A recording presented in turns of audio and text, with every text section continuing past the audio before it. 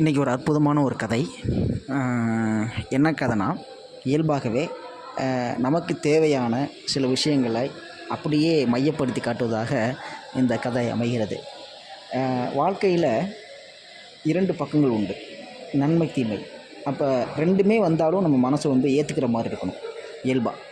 அப்போ தான் நம்ம மனசு பக்குவப்படும். இப்போ நன்மை வரும்போதும் சந்தோஷமாகவும், தீமை வரும்போது தோண்டு போகக்கூடாது. அதுக்காக தான் இந்த கதை தான் அருமையாக சொல்லப்பட்டிருக்கு. ஒரு ஒரு விவசாயி இருக்கார். அந்த விவசாயி என்ன பண்ணுறாரு அப்படின்னா, காலையிலேருந்து சாயந்தரம் வரைக்கும் உழைக்கிறாரு. உழைச்சிட்டே இருக்கார். லாபம் ரொம்ப குறைவு. அதனால் அவர் எதுவுமே எதிர்பார்க்கல. திரும்பவும் உழைக்கிறார். திரும்பவும் உழைச்சிட்டே இருக்கார். உங்களுக்கு நீங்கள் பார்த்தீங்க அப்படின்னா, எல்லா தொழிலும் லாபம் வரும், சரிங்களா?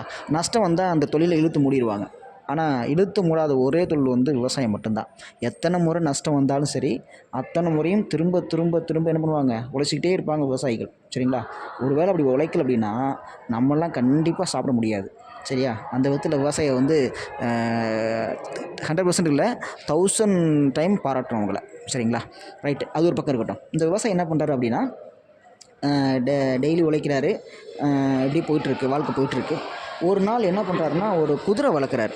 அந்த குதிரை என்ன ஆகுதுன்னு பார்த்திங்க அப்படின்னா, காணா போயிடுது. அந்த அந்த குதிரையை காணா போனோன்னே ஊர் மக்கள்லாம் விசாரிக்கிறாங்க. என்னப்பா உன் குதிரை, ஒரே ஒரு குதிரை தான் வச்சுருந்த, அதுவும் காணா போச்சப்பா, என்னப்பா பண்ணுவோன்னு இருக்கு அப்படிலாம் விசாரிக்கிறாங்க. அவர் ரொம்ப மெல்லினமாக அழகாக இருக்கலாம் அப்படிங்கிற ஒரு பதிலை மட்டும் சொல்லி முடிக்கிறாரு. அப்புறம் ஊர் மக்கள்லாம் போயிடுறாங்க. அடுத்த நாள் காலையில் பார்த்தோம்னா, வீட்டில் 4 குதிரையாக நிற்கிது, சரிங்களா? அந்த ஒரு குதிரை என்ன ஆகுதுன்னா 3 குதிரையை அழைச்சிட்டு வந்துருச்சு. உடனே ஊர் மக்கள்லாம் கூடி என்ன பேசுகிறாங்க அப்படின்னா, "அப்பா நீ ரொம்ப அதிர்ஷ்டசாலிப்பா, பாரு ஒரு குதிரை இருந்துச்சு, இப்போ 4 குதிரை ஆகி போச்சு" அப்படின்னு பயங்கர பாராட்டுறாங்க. நாள் துக்கத்தோடு விசாரித்து அவனை இதாக பண்ணிட்டு போனாங்க. அடுத்த நாள் மகிழ்ச்சியாக பாராட்டி அவனை பண்ணிட்டு போகிறாங்க. அதுக்கும் அந்த விவசாயி என்ன பண்ணுறான் அப்படின்னா, கொஞ்சம் கூட இது பண்ணிக்காமல் இருக்கலாம் அப்படின்ட்டு ரொம்ப அலட்சியமாக பதிலை சொல்கிறான். ரைட்டு, ஓகே, அதெல்லாம் போயிட்டாங்க. இப்படி போயிட்டுருக்கு, அப்படி வாழ்க்கை போயிட்டுருக்கு, நடக்குது. அப்படி போயிட்டுருக்கும் பொழுது அந்த அடுத்த நாள் என்ன நடக்குதுன்னு பார்த்திங்க அப்படின்னா, அவனுடைய மகன் அந்த குதிரையை ஓட்டி போகும்போது கீழே தடுமாறி விழுந்துடுறான். கீழே தடுமாறி விழும்போது அவனுக்கு கால் உடஞ்சிருது.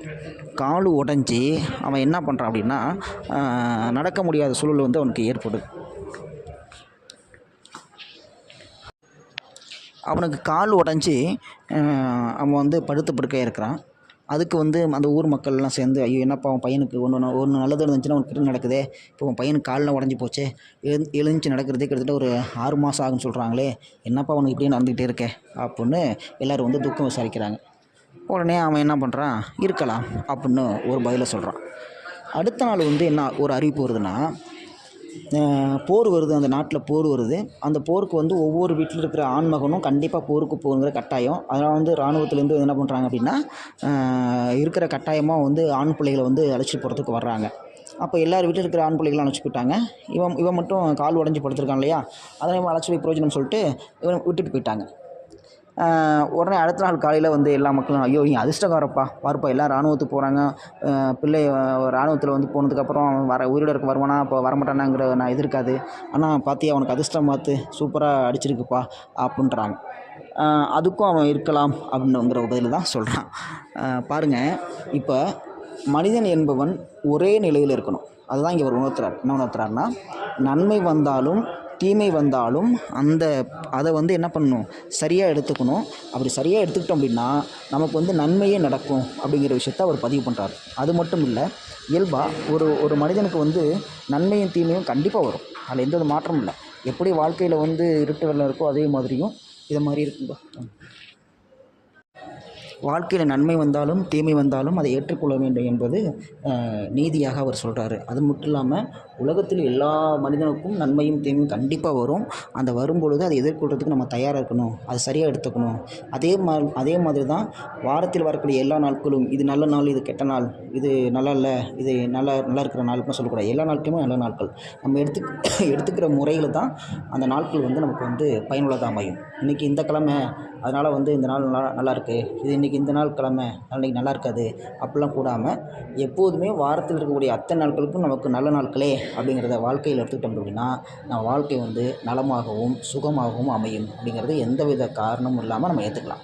சரிங்களா? அப்போ வாழ்க்கையில் என்பது நன்மையும் தீமையும் கண்டிப்பாக வந்து சேரும். அதை நம்ம பயனுள்ளதாக எடுத்துக்கணும். நன்றி.